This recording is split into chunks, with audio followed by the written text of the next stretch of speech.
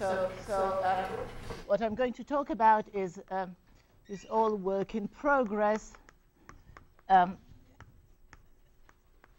which means it's going to stay strictly on the side of the fantastic. Okay, so I want to talk about invariance of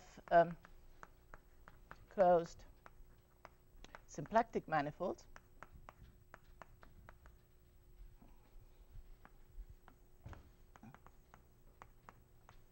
So I have a closed manifold M to N with its symplectic form. As you know, the symplectic form has two properties. It's closed and it's pointwise non-degenerate. So in terms of the classical invariance that we have from homotopy theory, these two properties completely decouple. So you have the class of the symplectic form, and you also have, because it's pointwise non-degenerate, a reduction of the structure group of the tangent bundle to, well, it starts out, let's say, being a GL2NR, and then it reduces to the linear symplectic group, which is also homotopy equivalent to the unitary group. And so this gives rise to this reduction to a homotopy class of almost complex structures.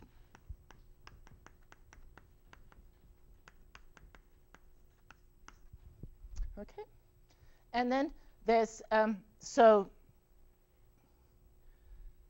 you know, this thing here is sort of classical fiber bundle theory, but then you know, Gromov figured out that you could actually use these almost complex structures to look at maps from Riemann surfaces, and so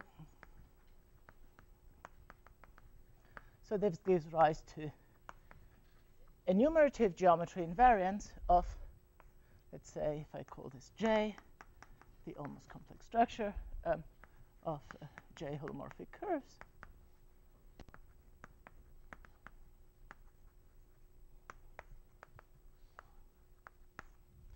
And so the, you know, traditional invariance would be the Gromov-Witten invariant. So if I fix G, N, and I fix a class, then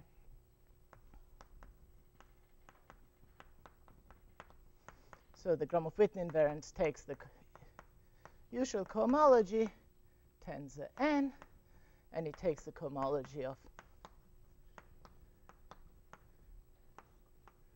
of the Lie-Mumford space, and it gives you a rational number.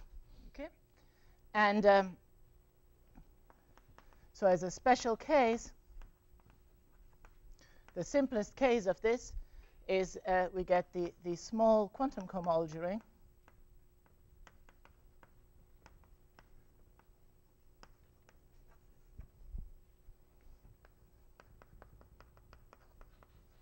So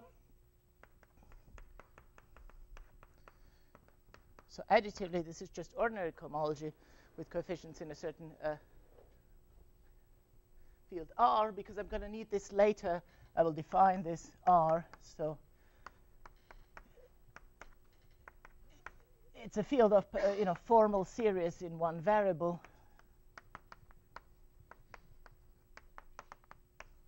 where the coefficients are, let's say, complex numbers, and these exponents could be real numbers, and they grow without bounds. Okay, so it's convenient for me to allow real exponents. Symplectic geometers usually call this the Novikov field, but it's an algebraically closed field of characteristic 0, so not a lot. And then this carries a quantum product, which is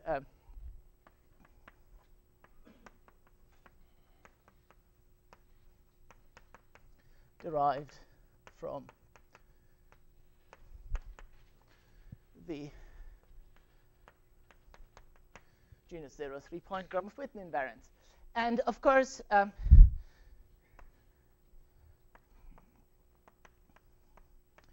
are various generalizations, and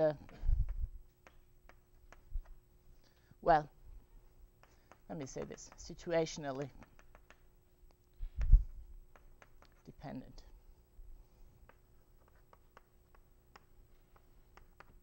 refinements.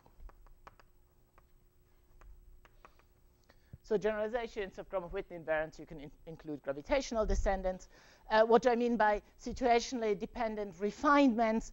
Well, you know, depending what your manifold is and what your class A is, you might be able, for instance, to you know, take integer homology, or maybe, you know, take a complex cobordism, or for instance, if your manifold is a 4 manifold, there are certain specific properties. But these are all things that happen, you know, it's hard to make a really systematic theory of these refinements. Okay, so I hope I haven't said anything that surprises anybody, okay? Because then it was probably wrong. So, you know, it's pretty clear that even though this wasn't maybe something that was anticipated in classical symplectic topology, these Gromov-Witten invariants are kind of crucial to the subject in the sense that you can ask many questions. For instance, you know, does M admit a Hamiltonian circle action or something whose answers depend on computations of Gromov-Witten invariants? Okay, so at least in our understanding, it's clear that, you know, you can't have a theory of symplectic topology which is entirely different from what I wrote on the board. But the question is, you know, do we have something that sits on top of this sort of Gromov-Witten theory? Okay, and so, well, obviously we have a whole edifice that sits on top of it. It's, you know, also uses J-holomorphic curves, but J-holomorphic curves with boundary conditions. Okay, so we can introduce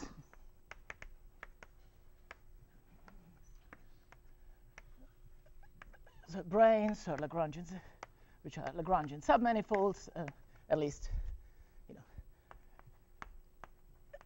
Lagrangian submanifolds of certain additional structures as boundary conditions.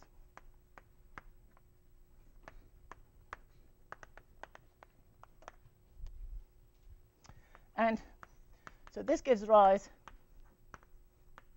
for instance, just as genus 0 to the Fukaya category.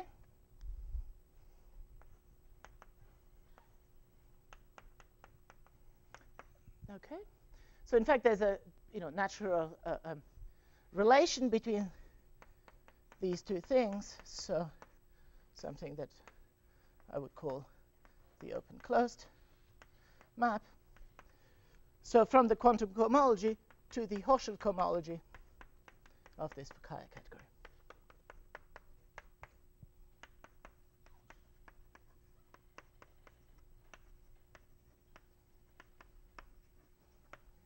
Okay, so, you know, just as some sort of philosophical statement, if you think of the Hochschild cohomology as being some sort of center, so it's generalization of the center, then, you know, basically this quantum cohomology gives rise to this center, so it's some sort of background, and what you do here takes place, you know, sort of on top of this backdrop of theory. Sometimes yes, sometimes no.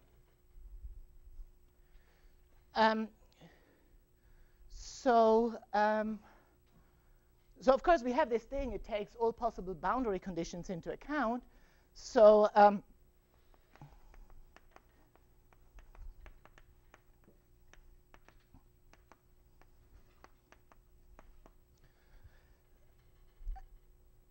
you know, what does it mean to extract invariance of M from this? Well, of course, f of M is itself an invariant of M, right? But, you know, that's not what I mean. You know, an invariant is supposed to be something which is, you know, easy accessible and extracts a particular piece of information about your thing. And this definitely does not have this property, even though it is computable in some kind of indirect, or some sort of suitably abstract sense, up to some suitable abstract version of equivalence. So, but of course, as being mathematicians, we have a lot of experience with categories. So we take this structure and we beat it with our big theory stick. Okay? So here's what we could do. We could take, for instance, the K-theory. Okay? This is some excuse me, so Fukaya category, my notation is inconsistent. So we could take the K-theory. Or let's do something else. There's some natural enlargements, category of perfect modules. We could take the K-theory of this formal enlargement. Or we could take, in fact, this idea of K-theory, you could formulate something which is sort of close to it, but much more elementary, which is we could take the lattice in the middle dimensional cohomology generated by homology classes of, let's say, Lagrangian spheres.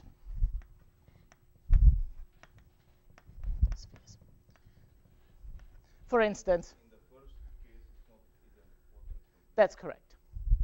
So this was an old suggestion to Donaldson, and in fact he made specific predictions about how this could be used to distinguish certain symplectic manifolds. Well,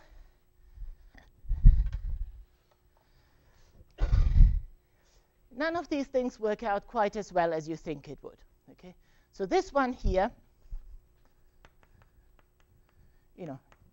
it looks easy, but we actually can't compute it because it would involve figuring out what all the Lagrangian spheres are. And even though we have this abstract categorical structure, it's a very hard problem to solve, at least in cases of interest. These are embedded spheres? Yeah, embedded. When I say Lagrangian, it always means embedded Lagrangian. So this guy here is a little bit better because we have access to this via mirror symmetry. So we can compute it in some cases.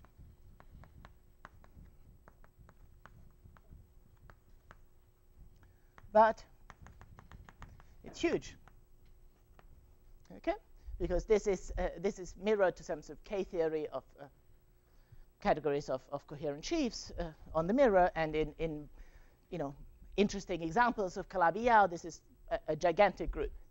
So that's correct. So this one here might be more interesting, so we can't compute at all. No clue what it is. In fact, this guy here and this guy here aren't as far apart as you might think, at least in our thinking. So Do you know that the image of the first one in the integral homology is the second one, or in the rational one? Is it the third one? Or is it contained there? Well, because I used spheres here, I would have to fiddle with it. Okay, but yeah, you can say something about the relation between them.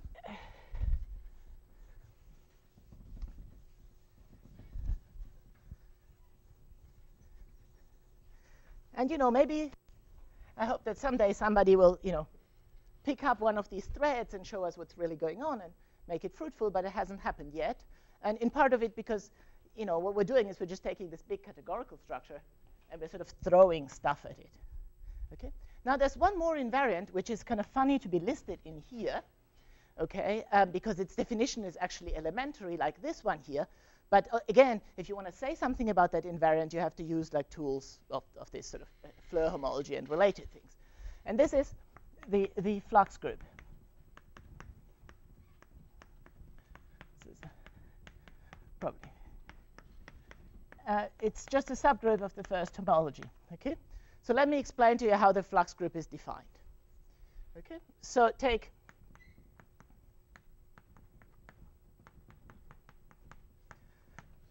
an isotopy in the group of diffeomorphisms which preserve the symplectic form that I just call out omega, okay? And phi naught is equals phi 1 is equals the identity. So it's a loop inside this group here, okay? Any loop, then take whatever I called it. This should be R, phi R, okay? Take some loop, let's say L, from S1 to M, and integrate omega m over the map from T2 to M, which is given by taking R and S, goes to phi R of L of S. Okay? So the picture is, start with my loop L, and I move it around my isotopy, okay? And it gives me some sort of torus, and then I take the area of the torus with respect to the symplectic form, okay? So this gives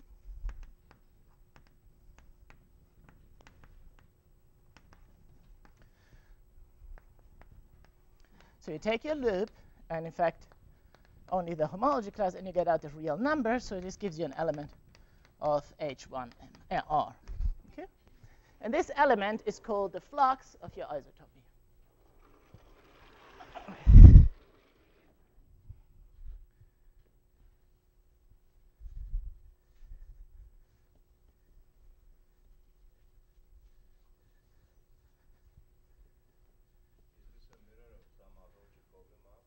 Just a second.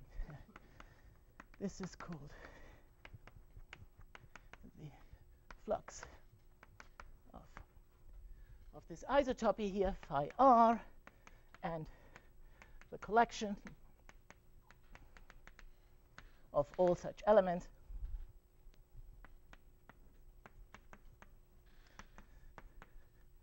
forms a subgroup.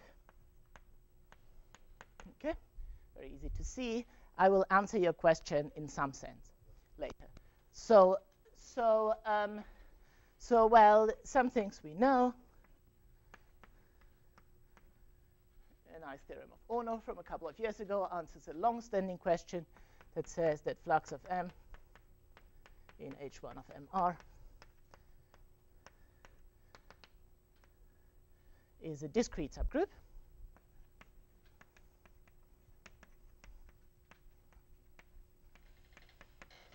And so examples, if you take just T2, that's Z squared, because you can take the T2 and just take the isotopy, which, translates it in some direction and brings it back. And so that's, in fact, that's the integer lattice and flux of a Riemann surface of genus greater than 1 is 0. Okay, this is actually obvious because you can't have a map from a torus to a higher genus Riemann surface which has positive degree. Okay, so yes. When you deform some tensor structure, the two will change size or stay the same?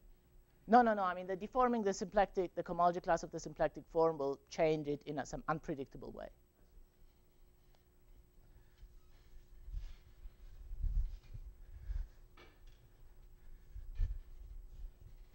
Okay, so this is, of course, not terribly interesting because we weren't really interested in distinguishing the two torus from a higher genus Riemann surface. But there are examples of higher dimensional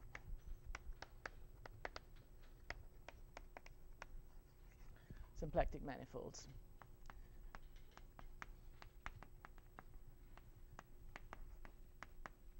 Distinguished by flux.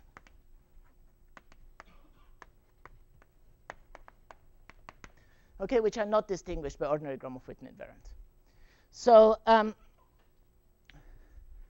so the disadvantages of this flux is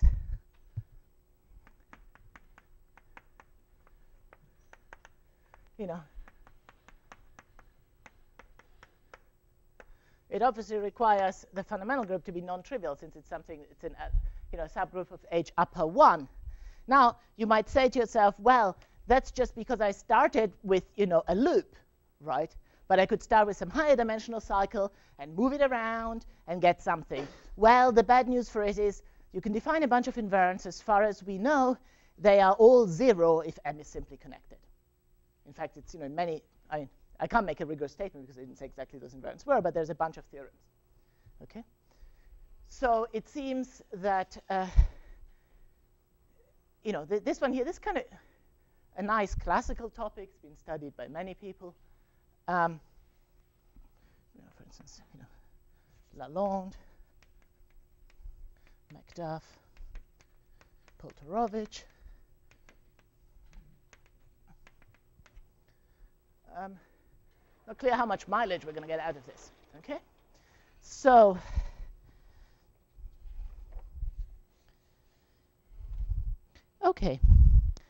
so now I would like to introduce a new invariant. Okay, so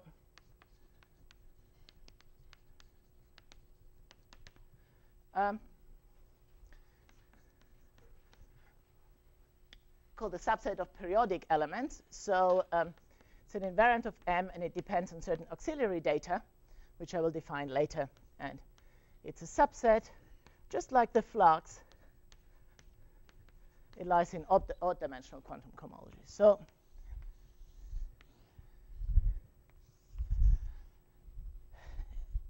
as you will see, well, new, it's not radically new in the sense that it's also applied by taking a big stick and hitting the Fukaya category over the head with a big stick. But there's some intuition behind this, right? So the big stick is actually this invariant. So these two here I'm going to define. This invariant studies proper subgroups of the derived Picard group of the Fukaya category. Okay, so let me tell you what's actually going on here. Now we'll switch to like algebra, and so all the algebraists can take a sigh of relief. So take A to be a category. What kind of category? Well, it's a Z2 graded DG, or if you like, A infinity, or whatever refinement you like, A infinity category over an algebraically closed field. Closed field R of characteristic 0. Okay, later this will just be this Novikov field that we usually work over.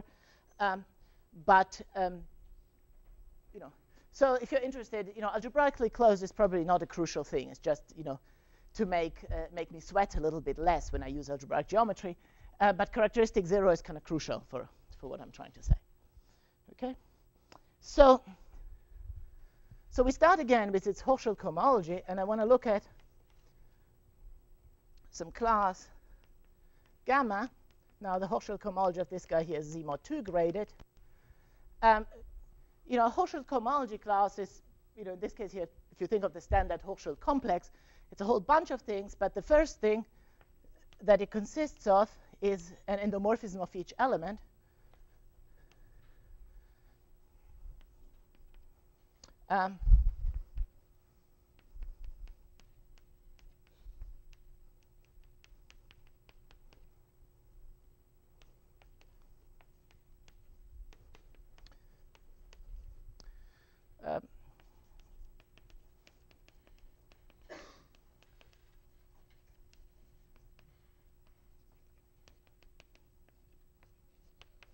So X is an object of A.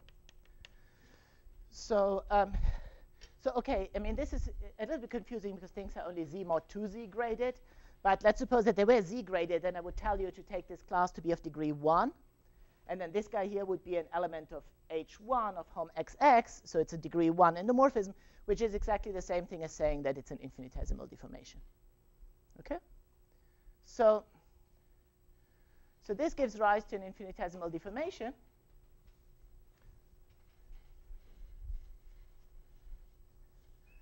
So what do I want to think about this? So I want to think of this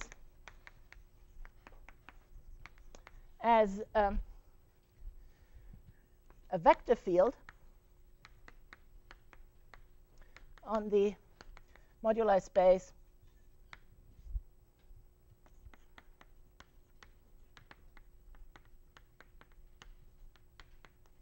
of objects of A, right? For every object, you get an infinitesimal deformation of that object. So if you think of some moduli space of objects, then that gives you a vector field on that moduli space, okay? And so, well, just a second. So I want to study the dynamics of this vector field.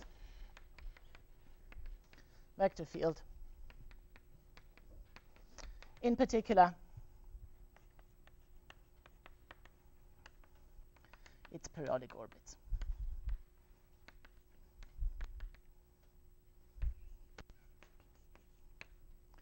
Okay, so now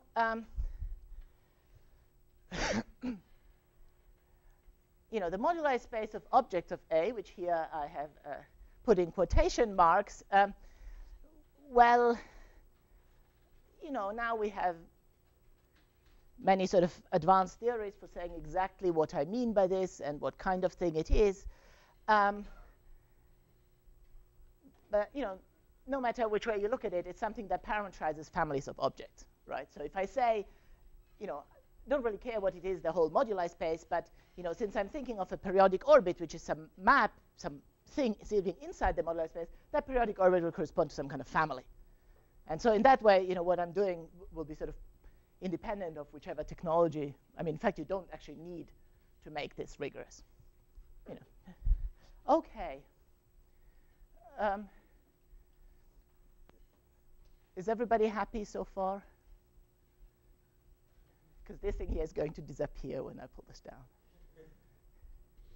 Okay. So let's see. Let's talk about vector fields a little bit. Okay.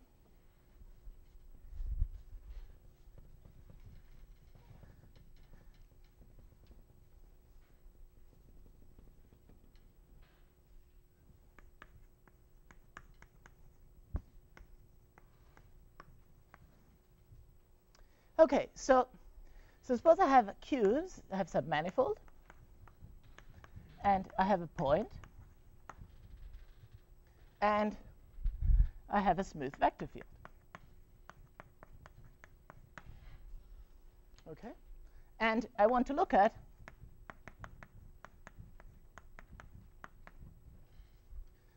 periodic orbits. So say some map F from, say they have period 1, I don't know what, okay, and starts at my given point Q, and okay.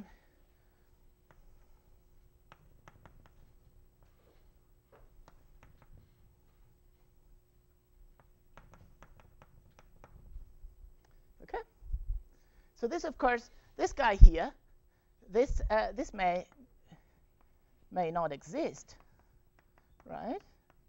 But if it exists,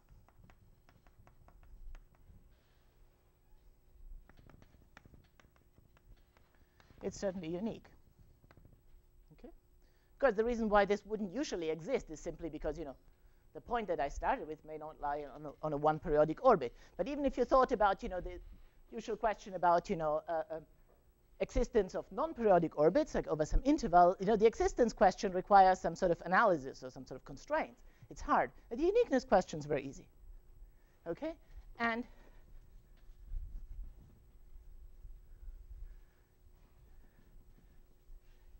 so the same thing, is true in pretty much any other context. So suppose I have Q now an algebraic variety, smooth, okay, and I have a point, and I have a regular vector field. Okay, so then we want to look at, what do we want to look at? So I have to replace the circle by something. Okay.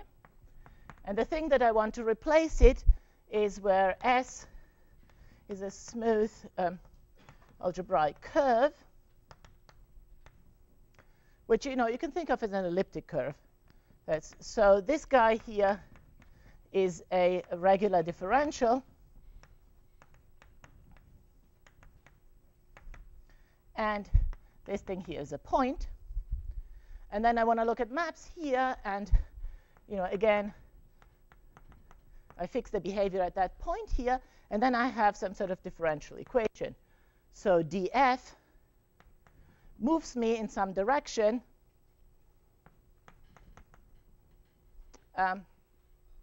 with speed that's given by theta. Okay? So if you want to think about this, think that, on this circle here, right, we implicitly fixed a one form or a differential d by ds, and d by ds would map to that vector field. So I'm doing the same thing here. Okay? And again, so same existence and uniqueness statements.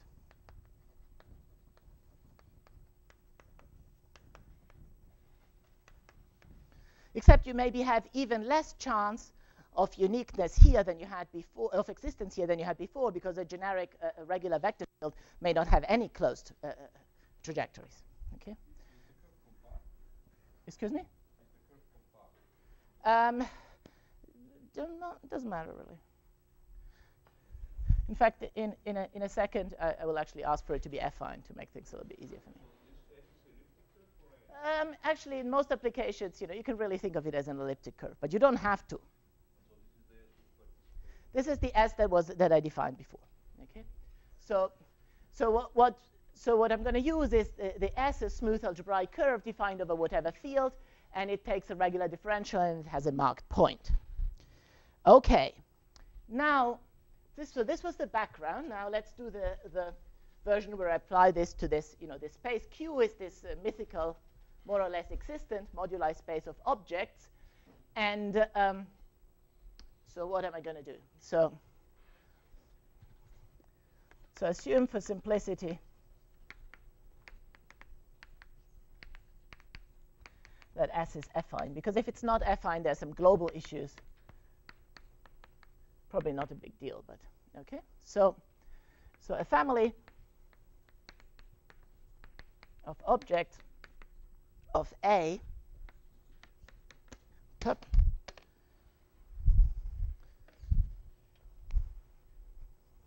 parameterized by S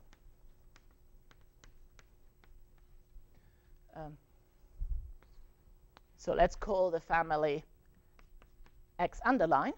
So some sort of family of objects, it's parameterized by S, gives rise to something I would call the deformation class of this family, which is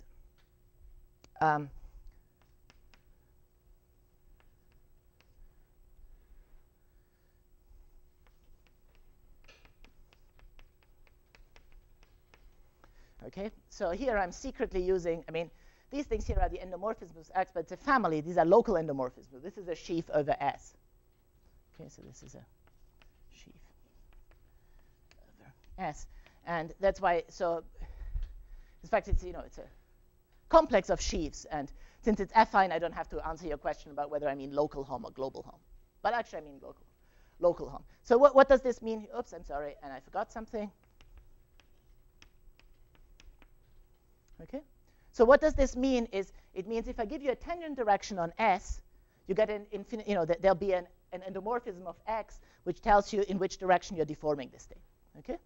So if this guy here vanished, that would mean that as far as deformation theory can tell, the family is locally trivial, so constant family, locally constant family.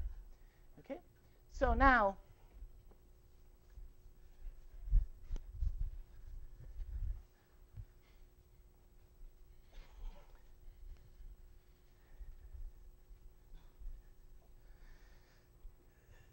So now given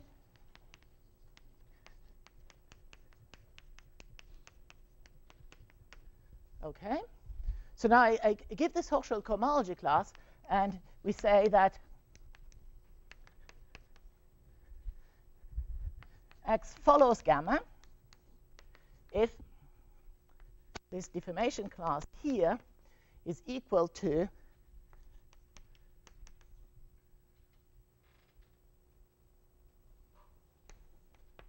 okay. So what does this mean? This means that in every direction, your family moves infinitesimally in the way that's specified by this Hochschild cohomology class gamma.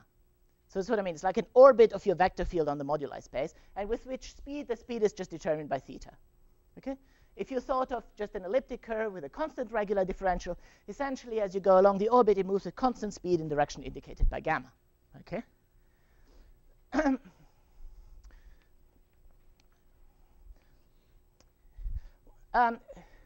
So these guys here have good properties. Here's one of the good properties, which is if x0 and x1 both follow gamma, then if I take this guy here, the homs from one family to the other family, okay? So this is, again, this is, a sheaf over S, sort of quasi-coherent sheaves, this carries a connection. Okay, this is algebraic geometry, so for a sheaf to carry a connection is a pretty strong statement. Okay, and so I would like to use this guy here to make some kind of uniqueness statements, right? So there's a slight obstruction here. This is a sheaf over S. Okay. So there's a slight obstruction here, which is that it's not clear that this thing here is of finite rank, right? So if an infinite rank thing to carry a connection, that's not really useful. Okay, but so technical restrictions.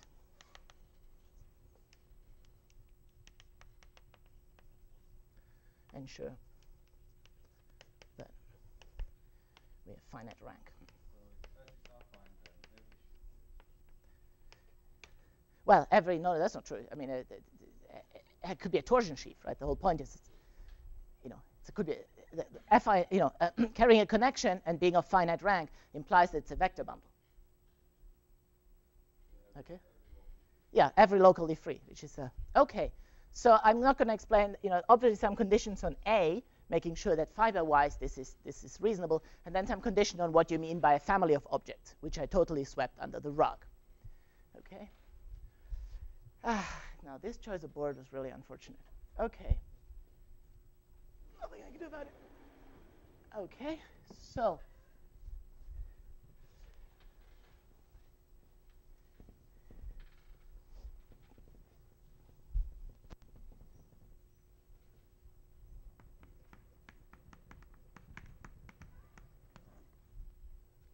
So we fix A and S and theta, and then we say a class gamma in H odd A is periodic if for all objects X in A there is a family X following gamma with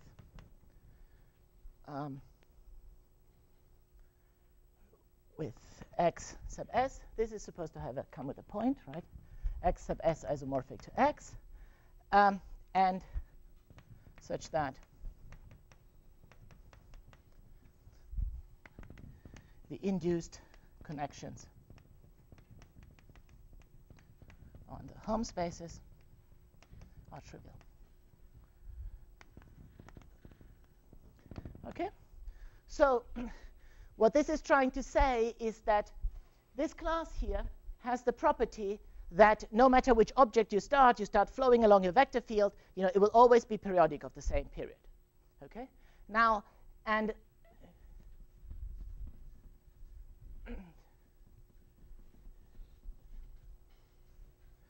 so I define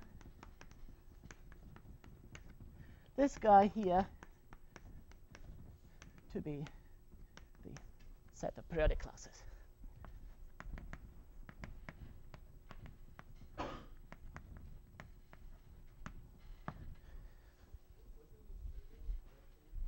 Was that?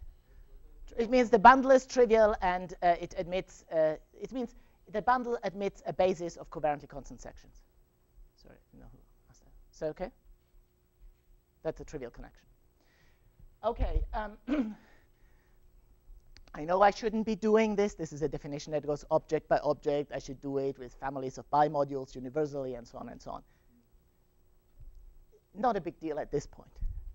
Okay, so now, so I defined your thing. And because these families that follow stuff have strong uniqueness properties, there's really a chance to prove that some class is either periodic. Well, if you want a class to be periodic, you have to do some sort of universal construction, right? But if you want to prove that a class is not periodic, you just have to find an object for which it's not working out. Okay, so both things So, okay. So with this in mind,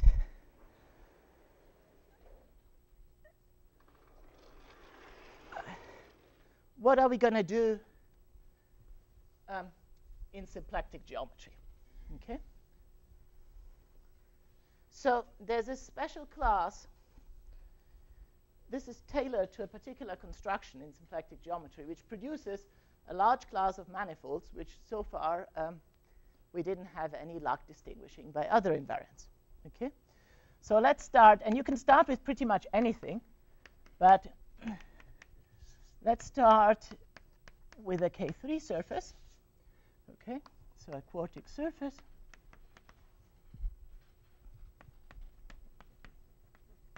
Okay, and you know, we know a lot of things about the symplectic geometry of the quartic surface. So I want to take a symplectic automorphism of this surface. It has a lot of them, which lies in the kernel of. So one thing we know about this thing is that there are tons of symplectic automorphisms which are undistinguishable from the identity in purely topological grounds, but which are quite different as symplectic automorphism. Okay, so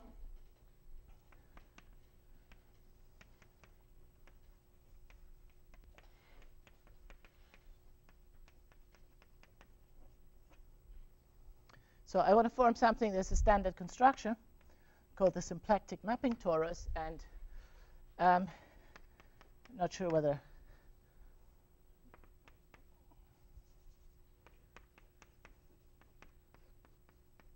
you'll see why I'm doing this, but I want to apply this instead of F. I want to apply this to F cross F.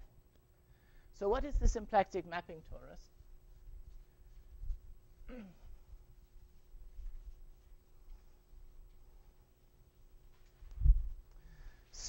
So the symplectic mapping torus, let's call it E. Okay. So E is, you start with R2 cross K, and then you identify S and T and X, Y. In one direction, you don't do anything. Say ST minus 1, X, Y. Just the R gets. And in the other direction, you say, if you go here, I'm going to use F of X and F of Y. Okay?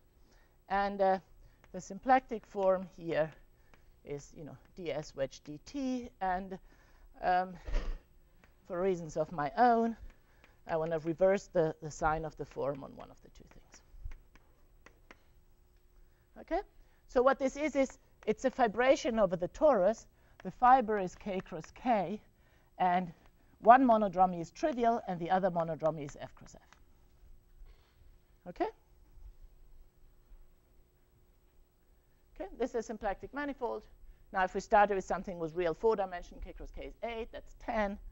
But, you know,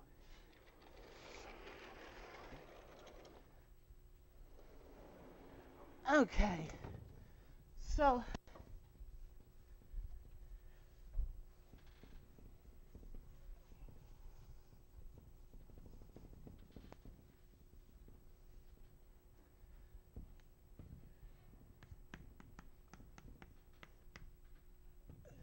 So E is diffeomorphic to the thing that you would do if you just started with the identity, because you can't distinguish this F that I put in from the identity topologically. Okay?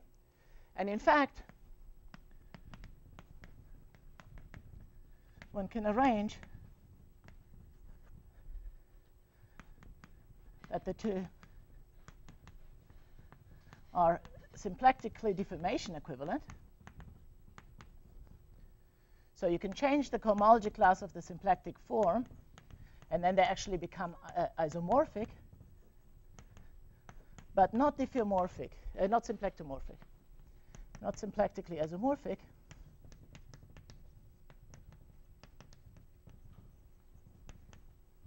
Okay, namely, they are distinguished by their flux.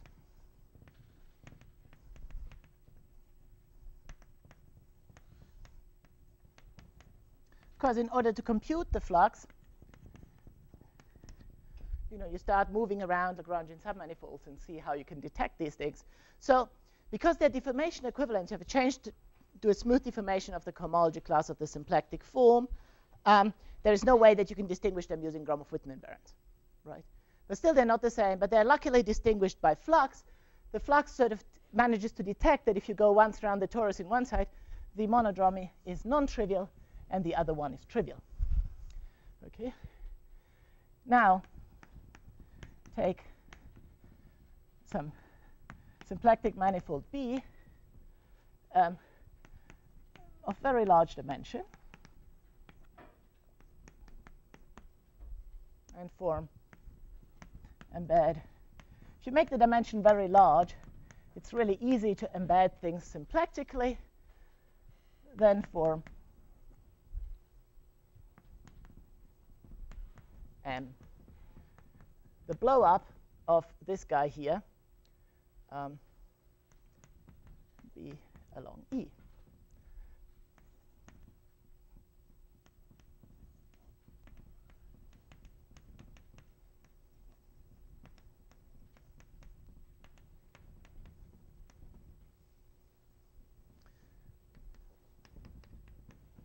We can do the same thing with E prime in a way that's topologically essentially undistinguishable.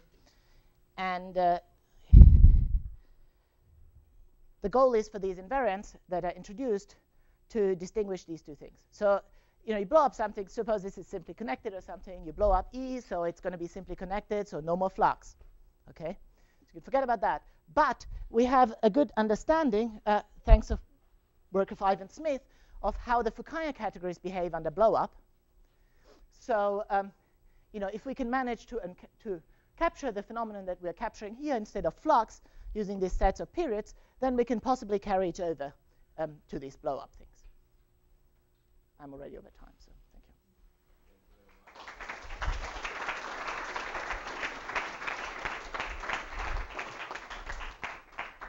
Any questions? So I have a question. Do you think this captures the difference brought by Hunzinger surgery?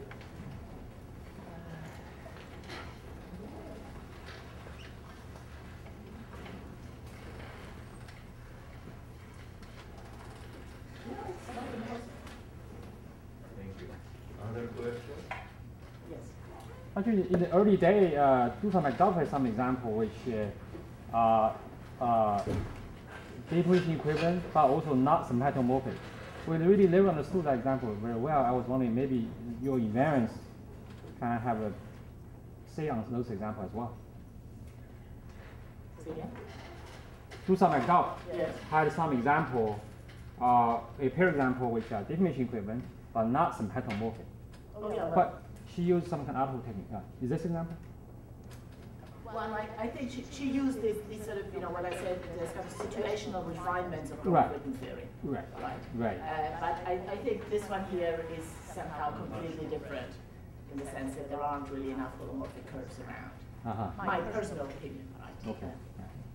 Not backed up by facts. Anyone else? Well, if not, let's thank Paul again.